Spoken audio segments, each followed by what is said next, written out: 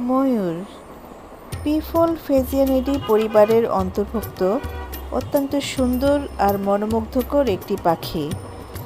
এশিয়ায় প্যাভগনে মোট 2 প্রজাতির এবং আফ্রিকায় অ্যাব্রো প্যাভগনে একটি ময়ূরের প্রজাতি দেখা যায়। এশিয়ার প্রজাতি দুটি হল নীল ময়ূর আর সবুজ ময়ূর। আফ্রিকার প্রজাতিটির নাম কঙ্গো ময়ূর। নীল ময়ূর ভারতের জাতীয় পাখি। সমগ্র ভারতীয় উপমহাদেশেই এদের দেখা যায়। পূর্বে বাংলাদেশে এরা বিস্তৃত থাকলেও এখন সম্ভবত বিলুপ্তির পথে। সবুজ ময়ূর মায়ানমার থেকে জাভা পর্যন্ত বিস্তৃত।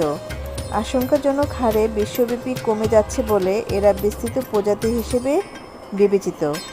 ঐতিহাসিকভাবে প্রজাতিটি মায়ানমারের জাতীয় প্রতীক হিসেবে গণ্য হয়ে আসছে।